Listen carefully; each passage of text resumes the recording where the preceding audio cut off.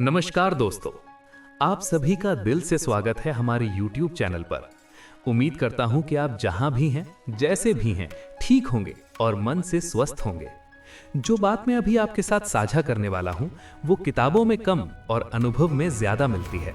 इसलिए बस सुनिए नहीं, इसे धीरे धीरे अपने भीतर उतरने दीजिए। ये वीडियो किसी जानकारी की तरह नहीं है जिसे याद करना हो, बल्कि ये एक ऐसी प्रक्रिया है जिसे महसूस करना है। अगर आप इसे बिना जल्दबाजी, बिना जजमेंट के सुनेंगे, तो हो सकता है कि आपको अपने भीतर कुछ अलग सा घटित होता हुआ महसूस हो। हम सब जिंदगी में बहुत कुछ करते हैं। रोज सुबह उठते हैं, जिम्मेदारियों के बोझ के साथ दिन शुरू करते हैं, काम करते हैं, लोगों से बात करते हैं, हंसते हैं, कभी परेशान होते हैं और रात को थक कर सो जाते हैं। बाहर से देखने पर लगता है कि सब ठीक चल रहा है, लेकिन भीतर कहीं ना कहीं एक खालीपन बना रहता है। ऐसा लगता है जैसे कुछ छूट रहा है, जैसे सब कुछ होने के बावजूद कुछ अधूरा है। और यही अधूरापन धीरे धीरे बेचैनी, डर और असंतोष का रूप ले लेता है। हम अक्सर सोचते हैं कि ये बेचैनी परिस्थितियों की वजह से है, पैसे की कमी, रिश्तों की उलझन, भविष्य की चिंता या बीते हुए समय का पछतावा। लेकिन सच ये है कि ये बेचैनी बाहर से नहीं आती, ये भीतर की दिशा से आती है।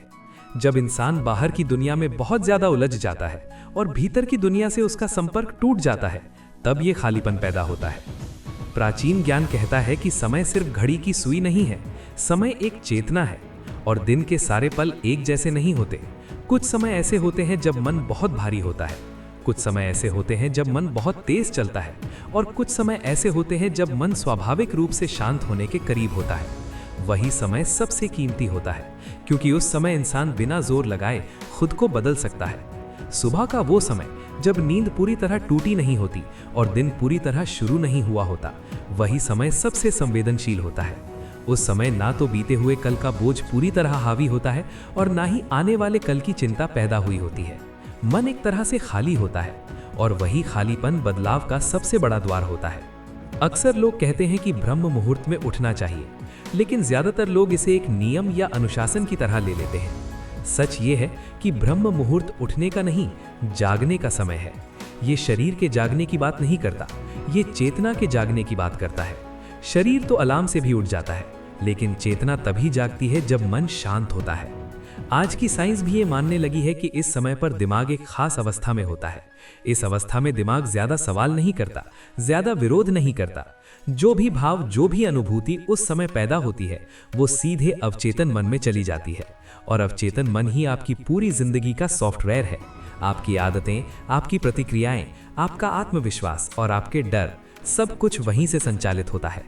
दिन में आप कितनी भी अच्छी बातें सुन लें, कितनी भी किताबें पढ़ लें, अगर अवचेतन नहीं बदला तो व्यवहार नहीं बदलता, और जब व्यवहार नहीं बदलता तो जिंदगी भी वैसी ही बनी रहती है। लेकिन सुबह के उस शांत समय में बिना किसी संघर्ष के अवचेतन को नई दिशा दी जा सकती है।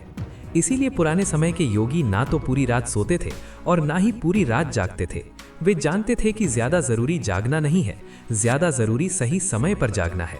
वे उस पल का इंतजार करते थे जब कुछ करने की जरूरत नहीं होती, जब सिर्फ उपस्थित होना ही काफी होता है। काशी को अक्सर एक तीर्थ या एक शहर के रूप में देखा जाता है, लेकिन काशी असल में एक अवस्था है। एक ऐसी अवस्था जहां इंसान मृत्यु से भी डरना छोड़ देता है, जहां जीवन और मृत्यु दो अलग अलग चीजें नहीं रह जाती।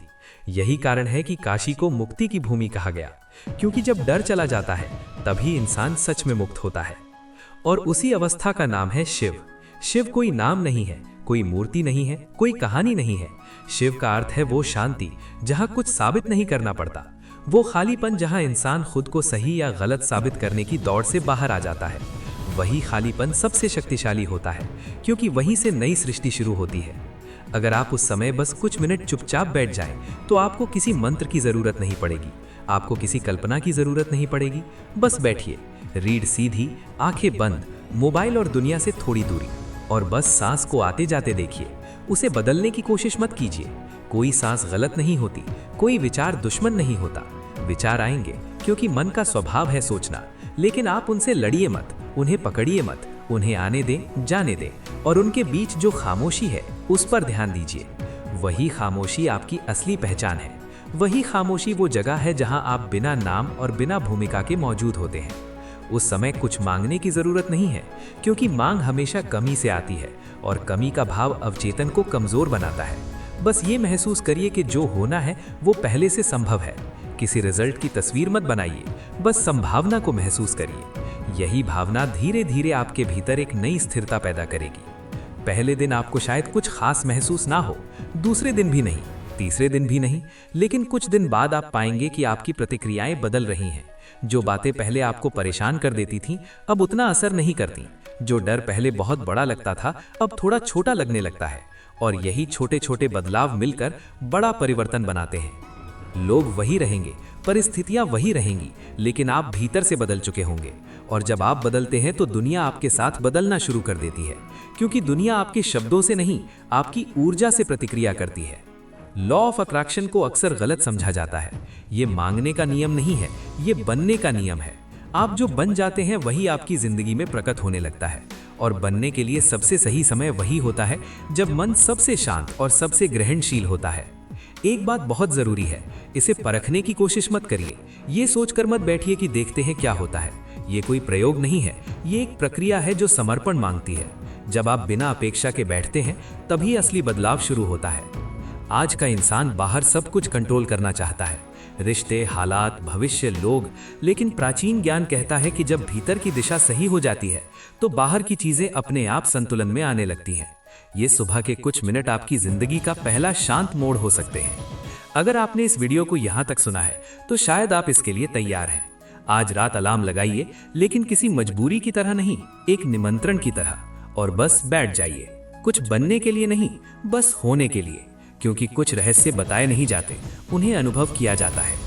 दोस्तों, अगर आज की वीडियो आपको अच्छी लगी हो, अगर इसने आपको थोड़ा सा भी सोचने पर मजबूर किया हो, तो इसे अपने परिवार और दोस्तों के साथ जरूर शेयर करें। अगर आप चैनल पर नए हैं तो चैनल को सब्सक्राइब करें और वीडियो को लाइक जरूर करें। हम फिर मिलेंगे एक नई वीडियो के साथ। तब तक अपना ख्याल रखें। जय श्री कृष्णा। राधे राधे।